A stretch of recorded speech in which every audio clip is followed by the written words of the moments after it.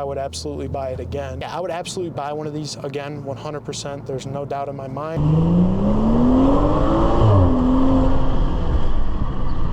This is the 2017 G30, and today we're going to be reviewing it. This is the M Sport, and it has a few of the extra options that not all of them have. There's a heads-up display right there, and this one does not currently have the Apple CarPlay, but with the simple coding from Beamer Code, you can factor in the Apple CarPlay. All right, so we're actually driving the 540 now. A few things I wanted to go over. Major talking points of this car is the interior quality, the build quality. This is his actually, but the build quality is amazing on this thing. Like, all the leather is as high quality as BMW's ever made it. And their quality's always been good. My buddy has an E36, and the quality of leather has just gotten better in my opinion. It doesn't give you that fake Mercedes pleathery feel where it's real stiff. It kind of feels like Nappa leather, like a Mazda's Nappa leather. But this feels like your good old trusty leather wallet or something like that. That's, you know, old leather office chair. It feels like real authentic leather, and that's a big thing that I feel like BMW gives you that somebody like Mercedes or Mazda doesn't really give you. I'll give you a quick turn signal sound. Really light turn signal. I actually really like the way it sounds. It's not like a Ford, really clacky, but it isn't the most quiet that I've ever heard. It's a BMW. All of them have the control down here for the infotainment screen. The big one was optioned with the heads-up display, obviously the M Sport, heated steering wheel, heated seats, non-ventilated, and you will still be able to get them with soft closed doors. You'll be able to get them with massage seats, ventilated seats, gesture control, and a few other things, a few small things here and there. The main hitters are M Sport, just like a base model, and then there's M Sport and then luxury line. I actually personally own the luxury line, and I really like the way that the M Sport wheel looks over the regular BMW steering wheel. But then again, it just comes down to kind of preference. This obviously is more of like a sporty feel on it compared to the regular BMW, where it's kind of just very luxury oriented. This one actually does have a catback exhaust on it. We actually just put it in, and I will be posting a video about that.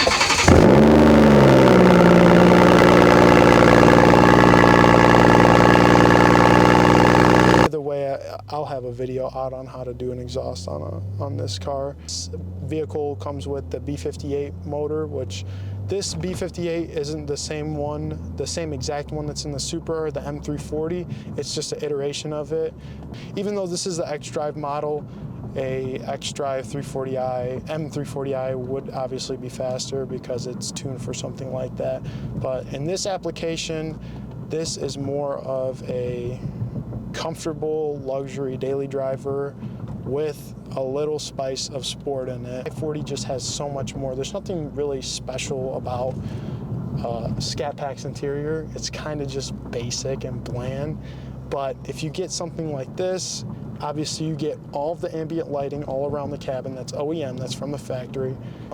This is actual wood, it's gloss, but as BMW has stated, this is real wood. And then obviously you got the sunroof, full sunroof, so it goes all the way back, and it obviously has the moonroof tilt, but it'll ride all the way back.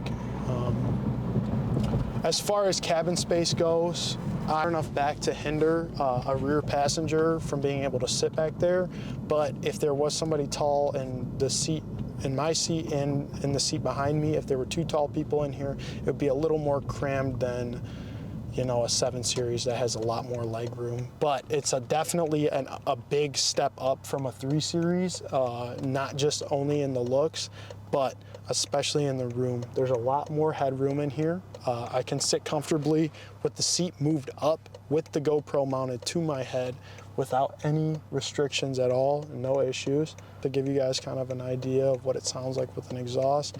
Obviously they're a lot quieter without an exhaust, but we'll give you a quick little pull.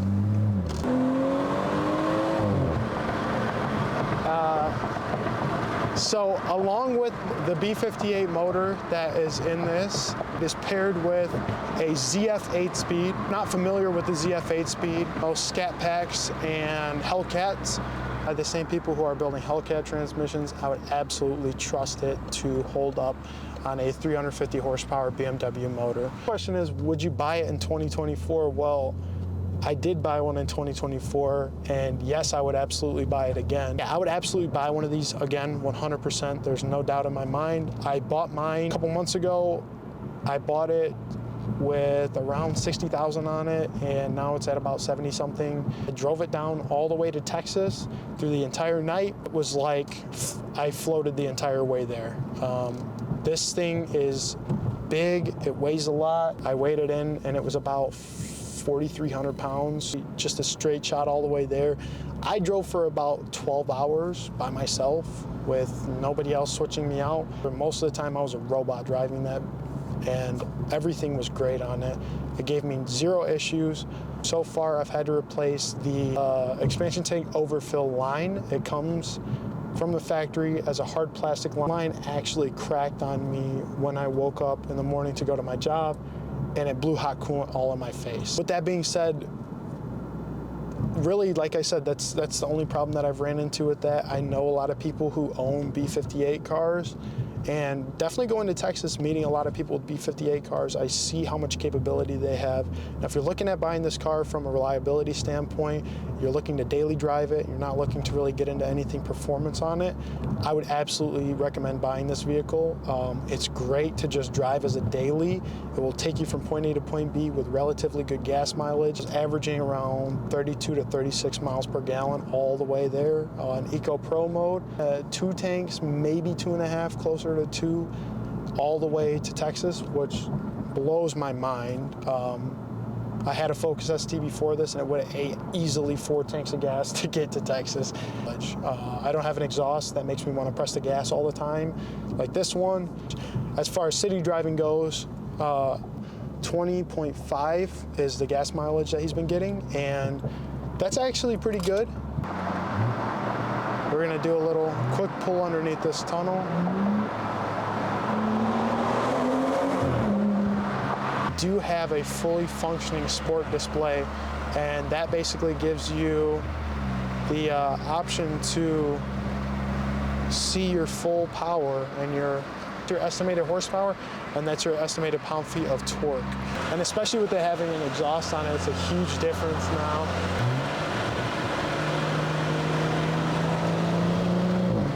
And surprisingly, the 540 right now as it sits, it's one of the most affordable B58 cars out right now. It's honestly one of the most slept on ones because in that opinion.